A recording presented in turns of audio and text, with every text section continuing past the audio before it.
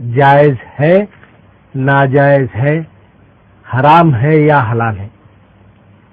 हमने आज तक इतने इन्वेस्टमेंट्स कंपनीज को देखा है हैदराबाद शहर में ही, बाहर की बात मैं नहीं करूंगा, हैदराबाद शहर में ही इतने इन्वेस्टमेंट कंपनीज को हमने अपनी आंखों के सामने देखा है जो गरीब आवाम का पैसा डुबाकर भाग गई है। लेटेस्ट अल-फलाह सभी को याद है, असनजुबी ग्रुप सभी को याद है, चार मीनार बैंक याद है। इस तरह से बड़े बड़े स्कैम्स हो चुके हैं, उसके बावजूद भी लोग प्राइवेट इन्वेस्टमेंट कंपनीज में अपना मेहनत की कमाई इन्वेस्ट करते हैं थोड़े से ज्यादा पैसों के लिए। क्या ये जायज है? क्या ये कंपनीज इन पैसे के जरिए जायज बिजनेस कर रहे हैं? आजकल तो फैशन हो गया है कुरान और हदीस का नाम लेकर कारोबार बता के इन्वेस्टर्स को अपनी ओर खींच रहे हैं ये कंपनीज, कुरान और हदीस का हवाला देते हुए। लेटेस्ट आजकल आपको मालूम होगा शायद या नहीं तो हम आपको बता दें, हीरा ग्रुप काफी सालों से ये मासप टैंक के इलाके में मौजूद है। हीरा ग्रुप इन्वेस्टमेंट्स, सोने चांदी का कारोबार, इसके अलावा कई और कारोबार। इसकी चेयरमैन है नौरा शेख, एक लेडी है नौरा शेख, सीईओ है एक खातून जो किसी ने आज तक मैं समझता हूं इस खातून का चेहरा नहीं देखा क्योंकि ये कंप्लीट हिजाब में रहती है। ये खातून बिजनेस कर रही है, आहिस्ता आहिस्ता से हैदराबाद, मुंबई, बेंगलुरु के इलाकों में अपना बिजनेस फैलाया है इन 3-4 सालों में। लेकिन आजकल लेटेस्ट फंस गई है ट्रेजेडी में। हीरा ग्रुप के इन्वेस्टर्स आज परेशान हैं, पैसा वापस देने पर जोर डाल रहे हैं इस ग्रुप पर। और हीरा शेख यहाँ पर, नौरा शेख सॉरी, यहाँ पर मौजूद नहीं है। बताया जा रहा है कि मुंबई में है और मुंबई से अपने इन्वेस्टर्स को वीडियो रिकॉर्ड कर रही हैं, अपनी आवाज और सोशल मीडिया के जरिए पहुंचा रही हैं, तायखुन दे रही है कि आप लोग परेशान मत होइए, हीरा ग्रुप बंद होने वाली कंपनी नहीं है, आप लोगों का पैसा सेफ है।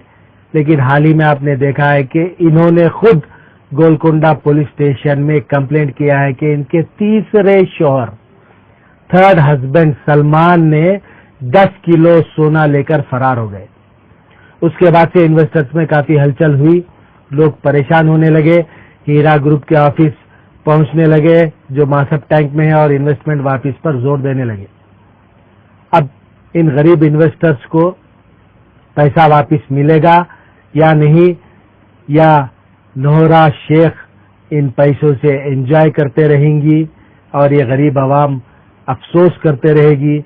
फिर से 1-2 साल के बाद एक नई कंपनी आएगी, फिर से नया तायखुन, फिर से नए इन्वेस्टमेंट, इस तरह से ये चलता रहेगा। फिर भी इन्वेस्टर्स जो अपनी मेहनत की कमाई कमाते हैं, चंद इजाफा पैसों की लालच में ऐसे कंपनी से डूब जाते हैं, धोखा खाते हैं। फिर कोई दूसरी कंपनी आएगी, फिर वहां पर आस में लगाएंगे। क्या ये पॉसिबल है? 2-5 लाख रुपए इन्वेस्टमेंट से महीने को 50-60 हजार, कई बार तो 70-80 हजार 5 लाख के इन्वेस्टमेंट पर पॉसिबल है? क्या हलाल की कमाई होती है ये? मैं तो समझता हूं कि सिर्फ हराम की कमाई होती है जो 5-10 लाख के इन्वेस्टमेंट में महाना 50-60 हजार रुपए दे सकते हैं। ऐसे बहुत से इन्वेस्टमेंट कंपनी है, हो सकते हैं जो हलाल का कारोबार करते हैं लेकिन इतना रिटर्न्स नहीं दे सकते। Vijay Mallya, Subrata Roy, top brass of the world कह सकते हैं इन्हें।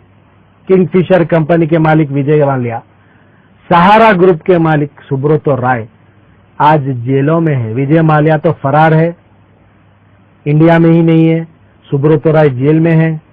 इतने बड़े कंपनीज आज प्रॉब्लम्स फेस कर रहे हैं, पब्लिक का इन्वेस्टमेंट इतने बड़े कंपनीज में लगा हुआ है, हजारों करोड़ों का सरमाया।